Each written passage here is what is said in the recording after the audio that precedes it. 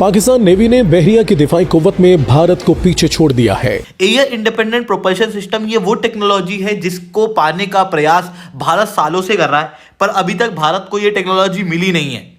भारत के पास में अभी तक किसी भी सबमरीन के अंदर ये टेक्नोलॉजी नहीं है। ये कैसे पाकिस्तान की नेवी को भारत की नेवी से बेहतर बना सकती है और भारत को ये टेक्नोलॉजी अभी तक क्यों नहीं मिली? पाकिस्तान की पनडुब्बी तकनीक विशेष रूप से एरो इंडिपेंडेंट प्रोपल्शन में प्रगति उसे भारतीय नौसेना को पीछे छोड़ने की स्थिति में ला रही है।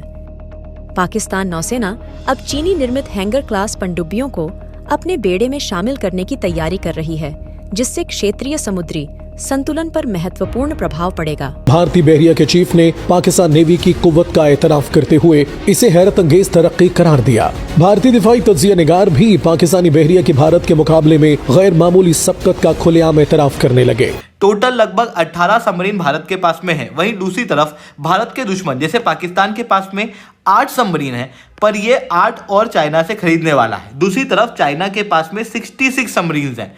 आप क्लियरली देख सकते हो चाइना तो भारत से काफी आउट नंबर है, दूसरी तरफ पाकिस्तान जो है वो भारत के नंबर को टच कर रहा है। बट खेल केवल नंबर का नहीं है, नंबर से ज्यादा यहाँ पर टेक्नोलॉजी का है, क्योंकि पाकिस्तान सबमरीन खरीद रहा है चाइना से, जहां पर चाइना ने तो न्यूक्लियर पावर सबमरीन भी दे दी है।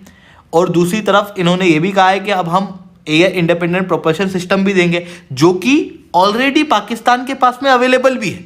अगोस्टा 90B क्लास सबमरीन जो कि अभी पाकिस्तान के पास में 3 है, जो कि इन्होंने टर्की से खरीदी थी। इसके अंदर एयर इंडिपेंडेंट प्रोपल्शन सिस्टम देखने को मिलता है और आने वाले समय में 8 हंगोर क्लास सबमरीन जो खरीदी जाएगी उसके अंदर भी एयर इंडिपेंडेंट प्रोपल्शन सिस्टम होगा, जो कि सिस्टम भारत के पास में नहीं है। प्रोजेक्ट 75I के तहत हम प्रयास कर रहे हैं कि ये टेक्नोलॉजी भारत की सबमरीन के अंदर लगे, पर अभी तक प्रोजेक्ट 75I के अंदर किसी को भी टेंडर दिया गया नहीं है। तो बात आती है कि यार ये एयर इंडिपेंडेंट प्रोपल्शन सिस्टम होता क्या है। देखो, जब हम बात करते हैं सबमरीन की, तो सबमरीन मेनली 2 प्रकार की होती है, डिपेंड ऑन कौन से फ्यूल से चल रही है। एक तो होती है डीजल पावर सबमरीन और दूसरी होती है न्यूक्लियर पावर सबमरीन।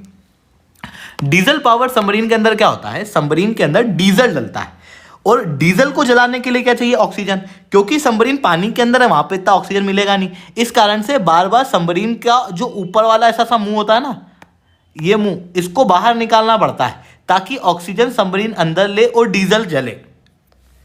ये दिक्कत होती है इस सबमरीन के अंदर, मतलब डीजल पावर सबमरीन के अंदर मेन प्रॉब्लम है स्नॉर्कलिंग की। दूसरी तरफ न्यूक्लियर पावर सबमरीन के अंदर बार बार उसे बाहर नहीं लाना पड़ता, ये अंदर चलती है, पर क्योंकि यहाँ पर न्यूक्लियर पावर का प्रयोग हो रहा है इस कारण से यहाँ पर आवाज़ बहुत होती है।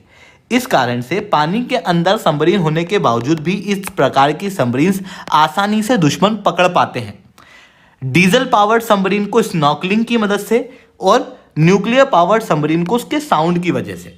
बट अगर मैं डीजल पावर्ड सबमरीन में कुछ ऐसा कर दूं कि बार बार ऑक्सीजन को लेने बाहर ना आना पड़े, तो ये सबमरीन बहुत ही ज्यादा स्टिल्थ कैपेसिटी की हो सकती है। दुश्मन इसे आसानी से पकड़ नहीं पाएगा क्योंकि ये आवाज नहीं करती।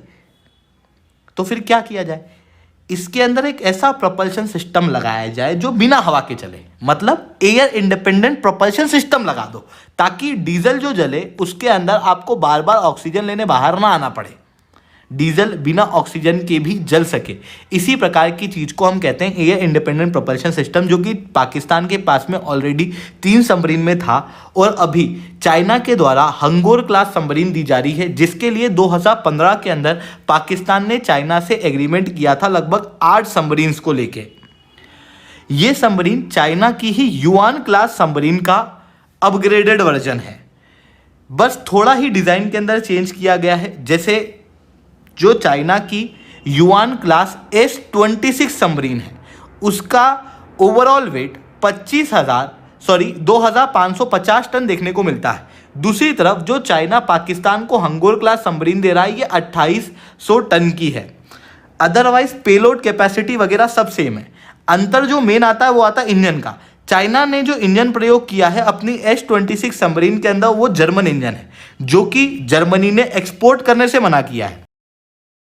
पाकिस्तान लाइव के मुअज़्ज़िज़ नाज़रीन, अस्सलामु अलैकुम। पाकिस्तान की दिफाई सलाहियतों में एक और शानदार कामयाबी हासिल हुई है। पाक बहरिया ने जदीद सबमरीन टेक्नोलॉजी में न सिर्फ महारत हासिल की बल्कि भारत को भी पीछे छोड़ दिया है। भारत जो खुद को हमेशा खित्ते में दिफाई ताकत के तौर पर पेश करता है, अब पाकिस्तानी सबमरीन टेक्नोलॉजी की जदीदियत को तस्लीम करने पर मजबूर हो गया है। भारतीय मीडिया में इस पर कोहराम मचा है। वो ये एतराफ कर रहे हैं कि पाकिस्तान ने जदीद सबमरीन टेक्नोलॉजी में ऐसा संग मील अबूर कर लिया है जो भारत के लिए नाकाबिले यकीन था। भारतीय मीडिया की बौखलाहट की एक बड़ी वजह यह भी है कि वो पहले ही पाकिस्तान एयरफोर्स की बढ़ती हुई ताकत से परेशान थे। हाल ही में पाकिस्तान ने JF-17 थंडर के जरिए अपनी फिजाई ताकत को एक नई बुलंदी पर पहुंचाया है और अब पाक बहरिया की ये कामयाबी भारत के लिए मजीद परेशानी का बायस बन रही है। पाकिस्तान की ये कामयाबी इस बात का सबूत है कि हम अपनी दिफाई सलाहियतों में न सिर्फ खुद इन्हिसारी की तरफ गामजन हैं, बल्कि बैनुल-अक़वामी सतह पर भी एक ताकतवर हैसियत इख्तियार कर रहे हैं। ये सबमरीन जदीद टेक्नोलॉजी ताकतवर मिसाइल और स्टेल्थ खुसूसियात से लैस हैं जो भारत की सबमरीन टेक्नोलॉजी के मुकाबले में कई गुना ज्यादा बेहतर हैं।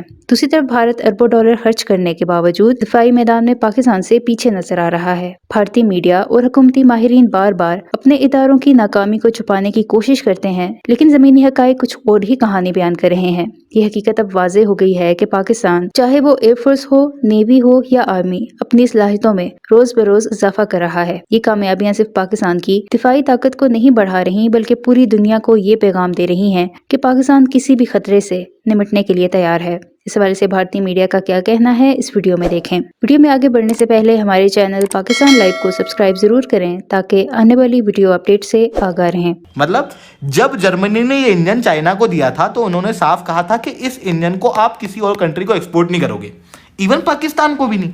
ऐसी कंडीशन में पाकिस्तान ये इंजन नहीं ले सकता था, जिसके कारण से पाकिस्तान ने चाइना का ही चाइनीज CHD 620 डीजल इंजन जो है वो यहाँ पर चूज किया है, जिसके बाद इंजन और वजन का चेंज है। अदरवाइज ये दोनों सबमरीन लगभग सेम है, यानी कि चाइना अपनी युआन क्लास सबमरीन ओवरऑल रूप से पाकिस्तान को दे रहा है in the name of Hangor class submarine, जो कि एयर इंडिपेंडेंट प्रोपल्शन सिस्टम से लेस है, जबकि भारत के पास में इस तरीके की टेक्नोलॉजी नहीं है। प्रोजेक्ट P75I, जिसे हम प्रोजेक्ट 75I भी कहते हैं, ये प्रोजेक्ट के तहत भारत के अंदर जो सबमरीन डेवलप होने वाली थी उनके अंदर एयर इंडिपेंडेंट प्रोपल्शन सिस्टम लगता, बट यहाँ पर जो टेक्नोलॉजी ट्रांसफर है उसको लेके भारत के जो करीबी दोस्त हैं उनके द्वारा भी भारत के साथ एग्रीमेंट करने से मना कर दिया गया है। जैसे फ्रांस ने पहले इंटरेस्ट शो किया था, बाद में फ्रांस ने भी अपने इंटरेस्ट को ख़त्म कर दिया। दूसरी तरफ आप रशिया देख सकते हो, रशिया ने भी इस प्रोजेक्ट के अंदर अपना इंटरेस्ट शो किया था, बाद में कहा कि भारत की टर्म्स काफ़ी अनरियलिस्टिक है और इस आधार पर रशिया ने भी अपने आप को टेंडर से पीछे कर लिया। जिसके बाद अभी भारत की बातचीत चल रही है जर्मनी के साथ में।